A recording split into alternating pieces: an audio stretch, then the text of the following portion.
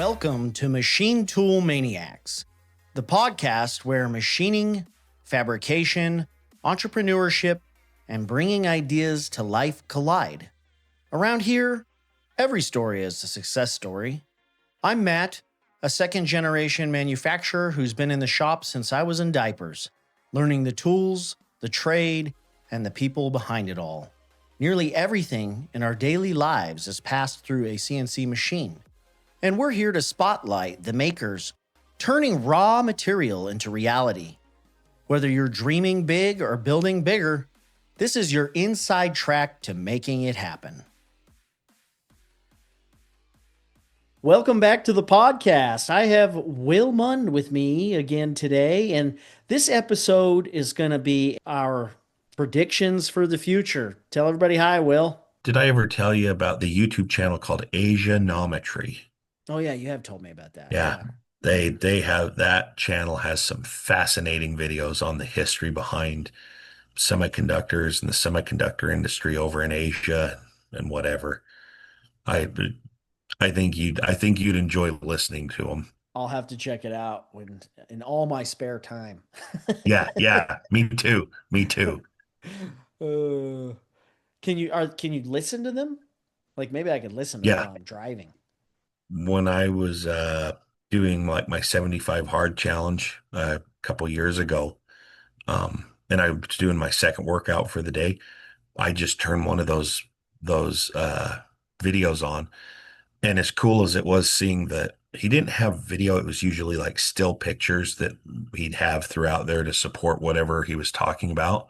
Okay. But it was great. I enjoyed just listening to him. It was like a not an audiobook, but like a short audio story kind of deal. Hmm. And so yeah, that's something that you could listen to while you're working on stuff.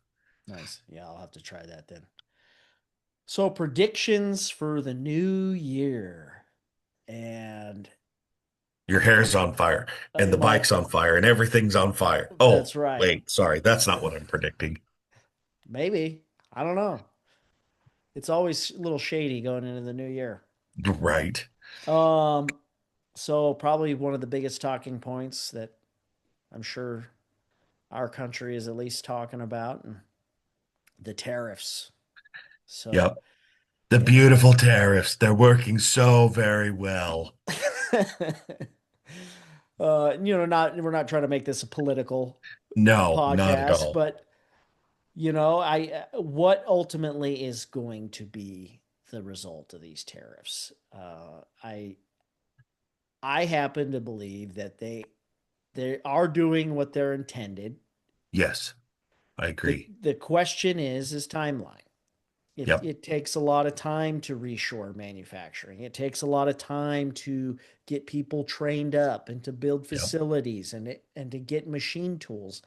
And the other problem that we've seen is that all the machine tools are made out of the country. Yeah. It's like 80 to 90% of all the machine tools that we use in the United States are imported from other countries. Exactly. So you have to pay a tariff to import a machine tool Yep. so you can even make things in the United States. I'm hoping that the NTMA and AMT, so the a couple of the different trade organizations in our industry, from what I have heard, is they are really trying to push on the current presidential administration to either lift tariffs or reduce them for machine tools because like you said, it takes time to get things built and to rebuild and reshore and do all that. And it's like it's not like a new machine tool, a new American machine tool builder is going to just like pop up in the next 12 months and start being able to go gangbusters selling equipment. It and so I'm hoping that they have some success in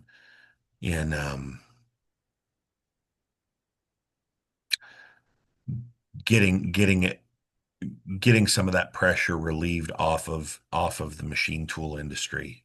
Yeah. and the machining industry. Do you think that they could potentially bring machine tool manufacturers back to the United States? I don't know. I know Mazak, they've got a facility in Kentucky, Hmm. and so I don't think they're going to be as heavily affected by it. And DMG Haas, Mori yeah, makes the they've got some NHXs, stuff uh-huh, in and Davis, yep, in but, Sacramento. but they make the NHXs. What other machines do they build in that facility? It's mostly just the NHX. They are talking about bringing or they did have a plan. I don't know if it's still going through to the that little three axis. I think it's called a CMX. CMX 1100. Yeah. So they are planning on doing some CMXs. I don't know how many, Yeah. um, but yeah, they were planning on doing some CMXs. But the NHX is the main, the Oh yeah. horizontal, Yeah. the DMG Mori horizontal platform is the main item that gets manufactured there. It's a very nice Okay. facility. Oh yeah. And the facility, Mazak's facility out in Lexington, Kentucky is quite impressive as well. Hmm. I haven't got to go there, but I have seen enough videos from either people I'm connected with, or promotional videos and stuff from Mazak, and they've got a pretty impressive facility out there. I mean, if I'm honest, Haas actually has a pretty impressive facility just in the sheer scale of things.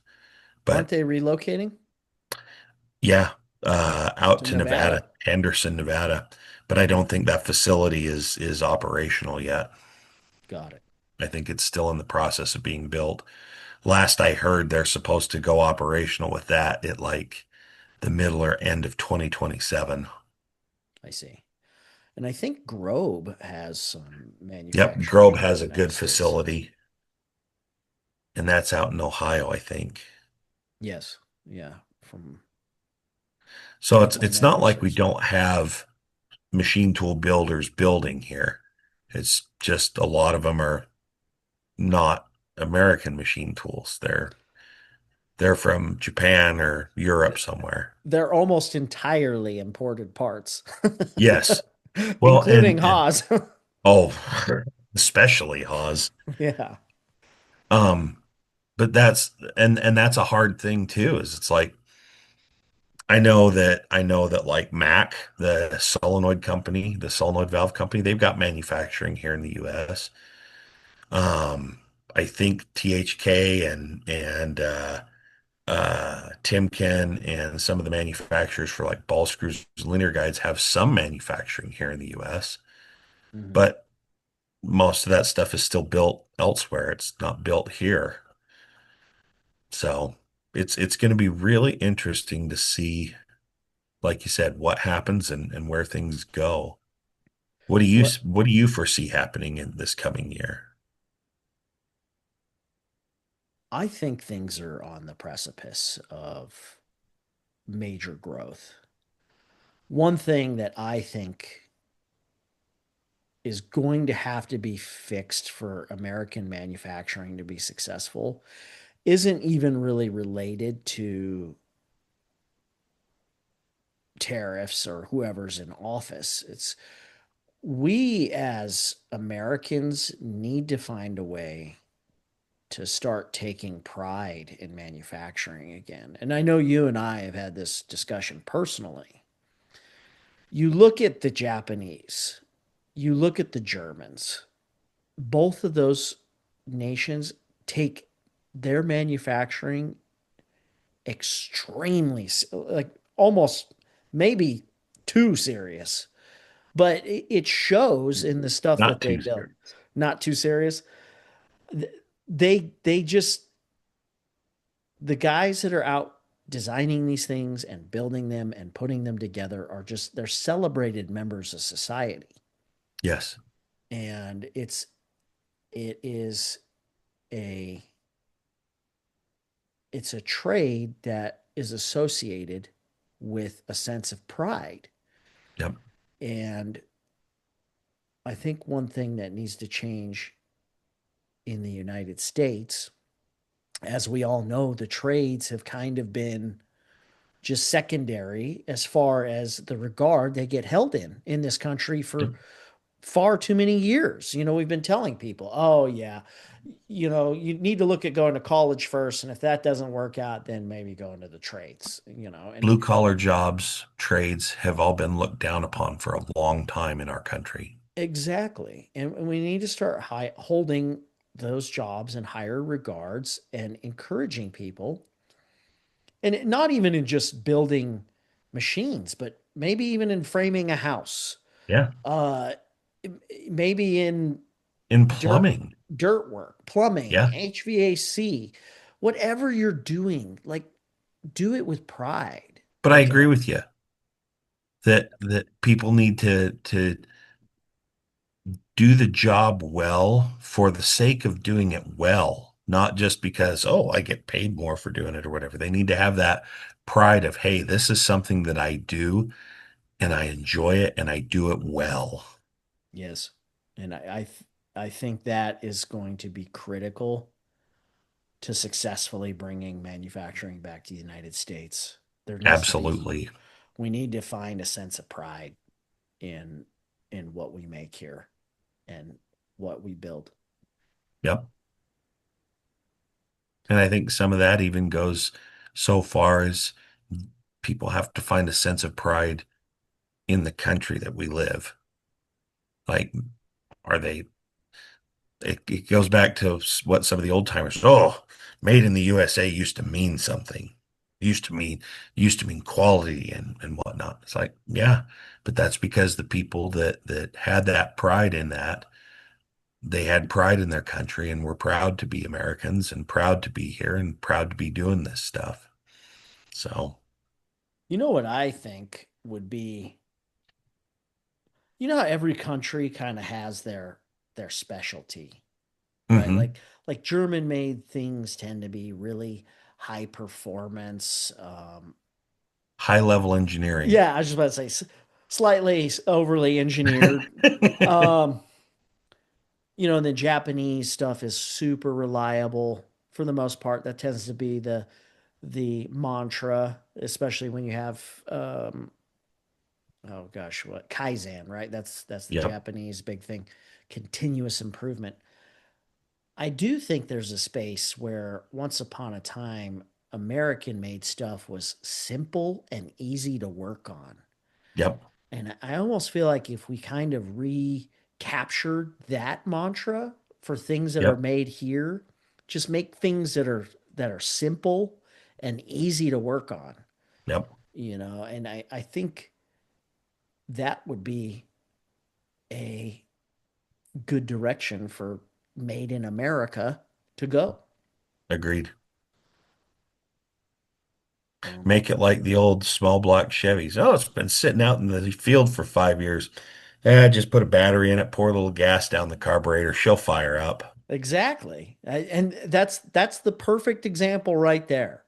Make it incredible, continue to reuse that design. If you're going to make improvements, make real small improvements so you can go to the store and buy or Buy the have it in parts a, and the tools to do it. yeah, you either have the same small block Chevy in your pickup truck or your Cutlass. Mm-hmm. It would be nice to see that. I don't know if that's going to come true. I kind of doubt it, but Maybe not in 2026, but I talk to more and more people every day that have that same kind of sentiment. yeah. People are getting tired of everything being a subscription and not being able to fix it themselves or fix it affordably. Well, I saw an article recently, and not to digress too far, but I saw an article recently about BMW's going to design some custom bolt head that only they can service. Yeah, screw that. Yeah, You that want to was you want to know what? If they do that, you want to know how many machinists are going to be making some serious money and designing tools to do that are outside of BMW's yeah, network. probably. Probably. I don't know. They'll probably engineer some kind of like radio chip in it that you can't even get to the bolt unless you have this radio chip that's shot directly from Germany. Exactly. I don't know. Don't ever put anything past the Germans. They can engineer some pretty wicked stuff. Yep. The Um, question is if they can keep it running. yeah, I know. Quick pit stop. If you're enjoying the show, hit subscribe and drop a rating. It helps more machinists and makers find us. Tell a friend. Tell your crew. Tell the guy running the second shift.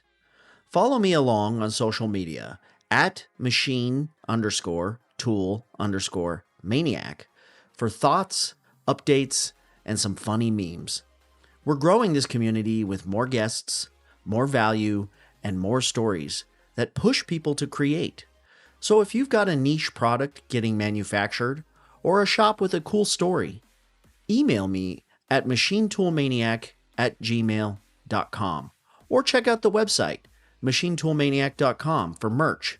All right, back to the episode. So the next thing I wanted to talk about, and this is an item that really excites me, is these desktop and really small CNC machines. I am Yep. really excited about a lot of these little machine tool manufacturers that are starting to make small machines for hobbyists or people who want to start making their own knives in their garage. And Yep.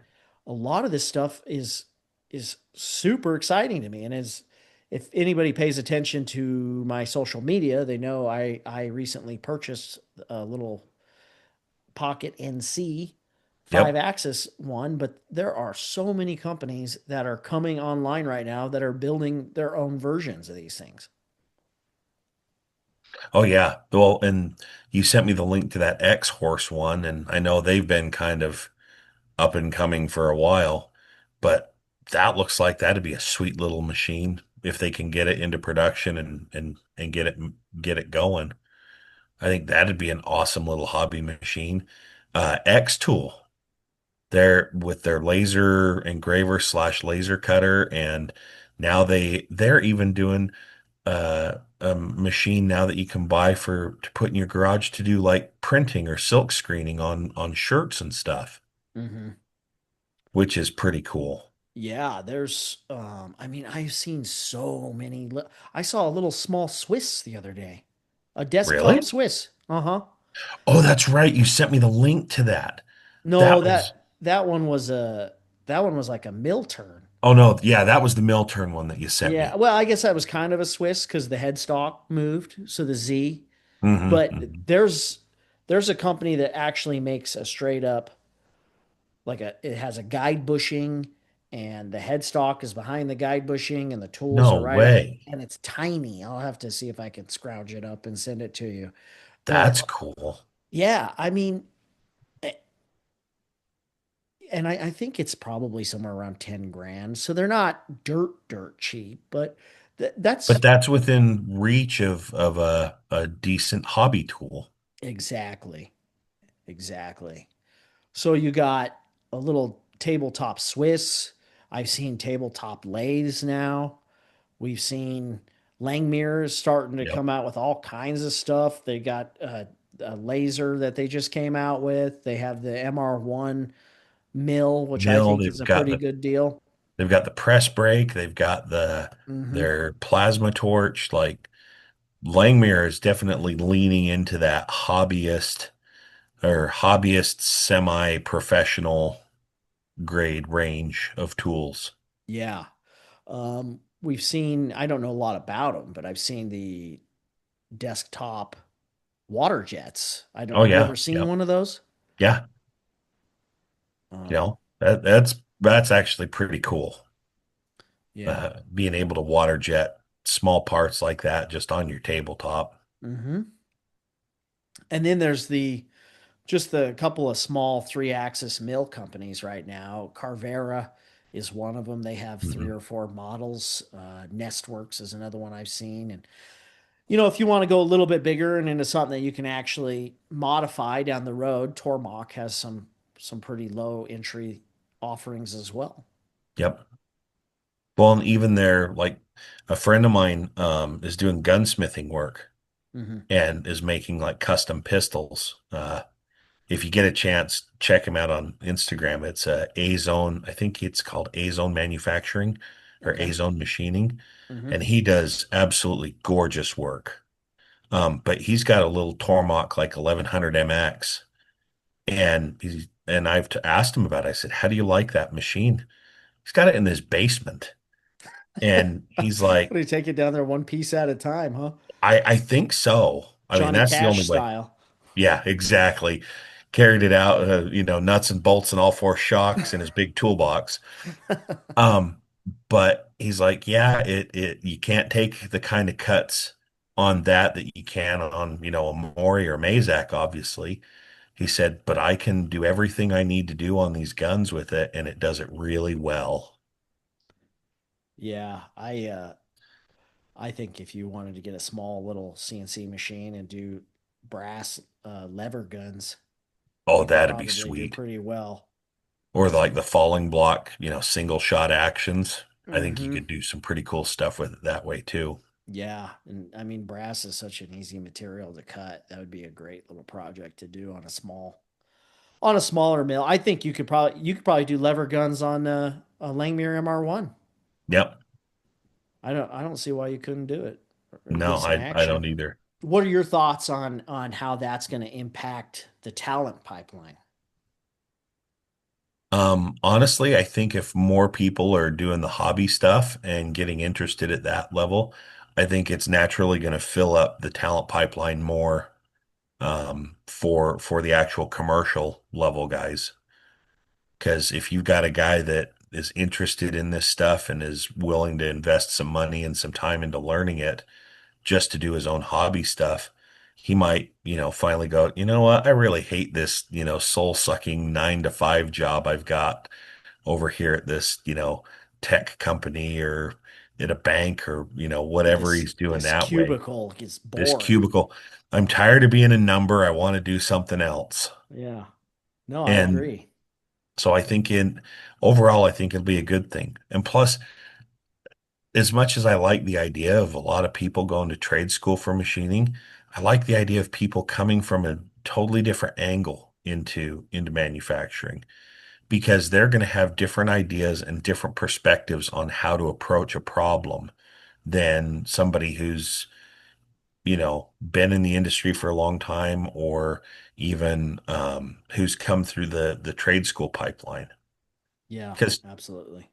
they'll have different experiences and a different background to pull from to do Hmm. that. And I think it'll honestly help our industry out. I agree. Well, not only that, but obviously these small machines are going to present their own challenges. Yep. So to play off of what you said, these folks are going to be learning to deal with these challenges. So let's say in the example of the Tormach that can only take lighter cuts. Well, your friend is going to get really good at optimizing for For that high speed machine. paths. Yep. Exactly. That machine to do the type of work he needs to do. Yep. So he may go into a shop where all they've been doing for the last 20 years is just hogging with, big high torque Low in speed stuff. yeah, low speed insert mills, and he might come in and say, "Hey, a better way to do this might be to use high feed, and some radial chip thinning or an approach like that." So you're exactly right. These machines can present challenges and teach people in ways that maybe we would have never anticipated if somebody had just had the luxury of being on a very heavy duty machine their entire life. Yep. So that's a very good point. What is one big piece of advice that you have for shop owners heading into 2026? For shop owners, Yeah. Or somebody's looking to start their own shop or a product or I'm not sure other than have faith, jump in, do it, work hard. You can just play work off hard. what you said. Because I'm Yeah. just going to play off what I said. My biggest piece of advice is just remember that if whatever you're going to do, you're going to have to find a way to market it. So Yep. we're going to have a lot more conversations into 2026. So thank you for joining the Machine Tool Maniacs. Say goodbye. Thanks, guys. Have a happy